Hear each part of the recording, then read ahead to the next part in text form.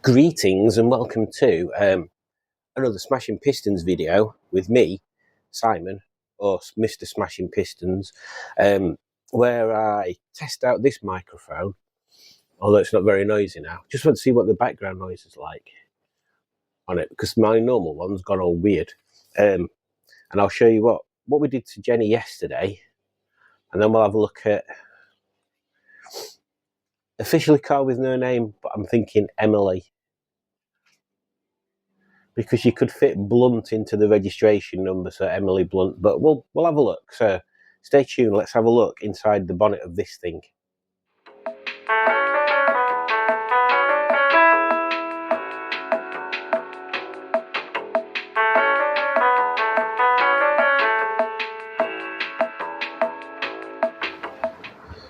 So this pile of a slightly greenish bluish metal flakes might give you a clue as to what we did yesterday.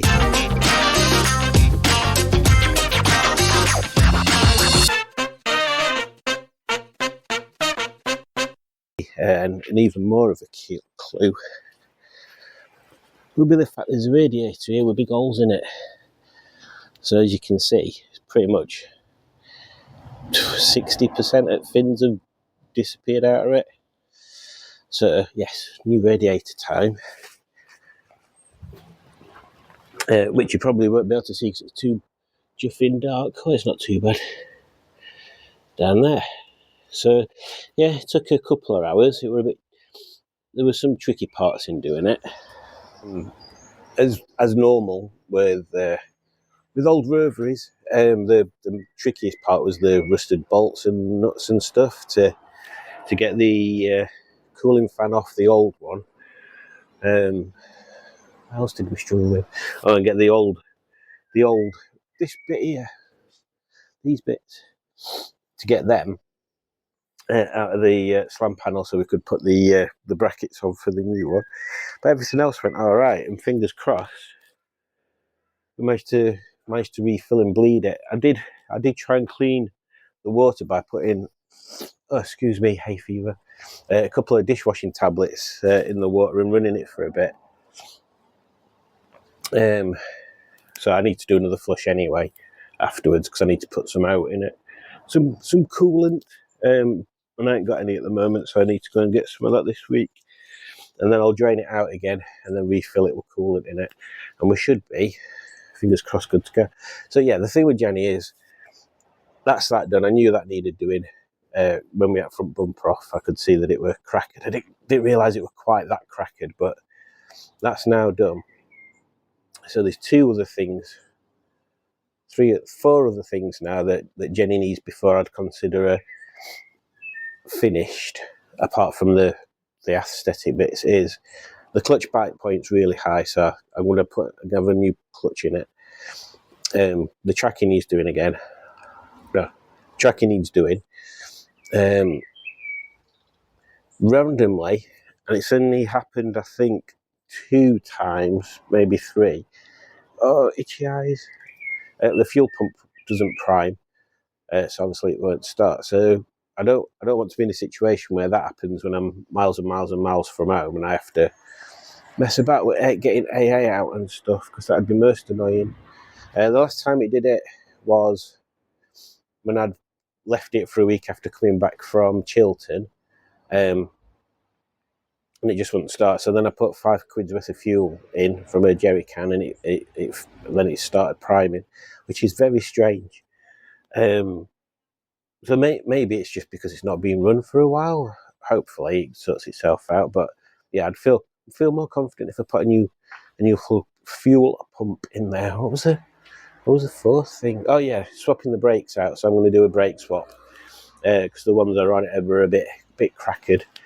So Carl generously gave me the brakes off his ZS. So I've got a set of calipers, carriers and discs for the vented conversion on the front. So I'll get a refresh kit for those, do them up, pop them on, and then we should be good to go. And then after that, it's just changing whatever I want on interior, because I think exterior is pretty much sorted. Although and maybe getting some more wheels and changing them, because that's obviously what I do. I always get new wheels and change them. But yeah, that was what we did with Jenny yesterday. New radiator, and then we'll have a look at ZS today and see what we need to do about clutch with that one.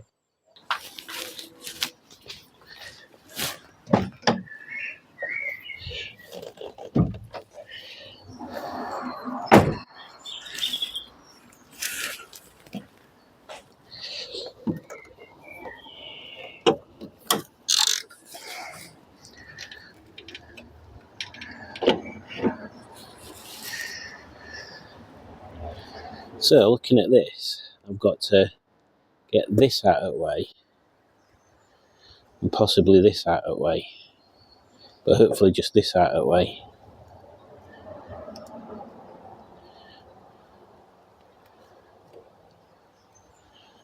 Oh, this might be more tricky than I thought.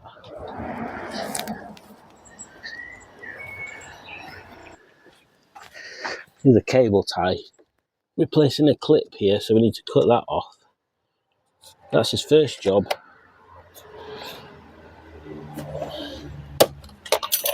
Ugh. And then obviously that clip falls down there to its doom. So we'll have to try and remember to recover that.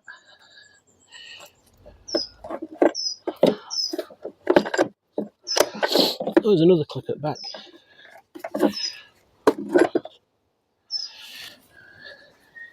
One piece removed.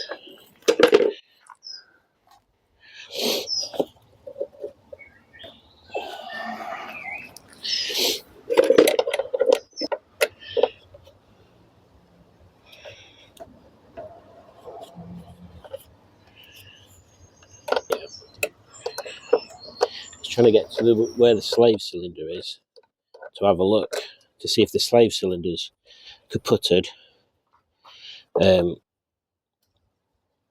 if it is, I can put another one on, or as apparently is common on these, the bracket that the slave cylinder pushes against is weak and it bends, and you end up with all sorts of terrible clutch symptoms. Whereas the symptom on this one is the bite point is literally right at the bottom, which is completely opposite to Jenny, where the bite point's right at the top. Nearly there.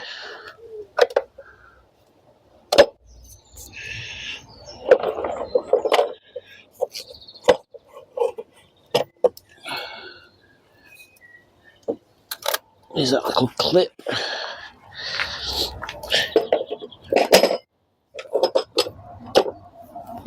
They do look very similar to the TF airboxes, those.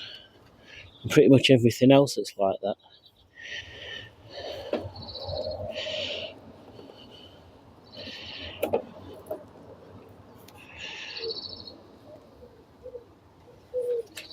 I'll go get my light, see if I can see out.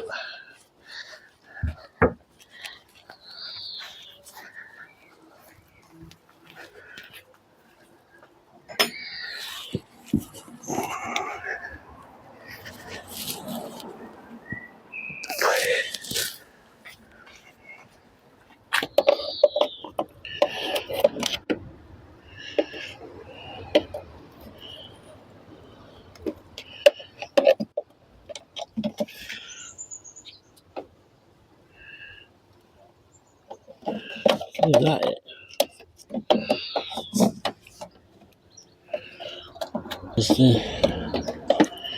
Because another thing, oh dear, God, there's just so many pipes on diesel ones.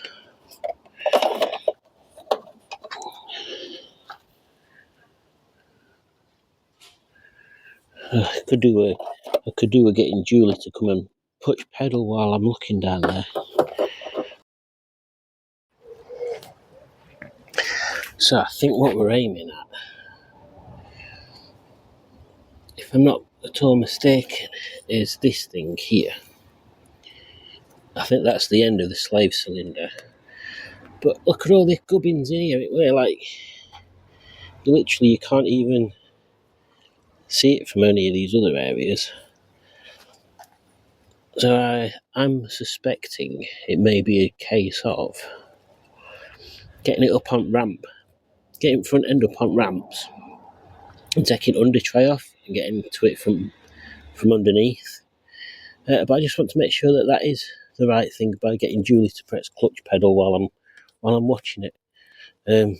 Yeah, I'm pretty sure it is. I'm 99% sure it is. And if that bracket looks alright and everything, I'm just going to buy one of them dark ice kits.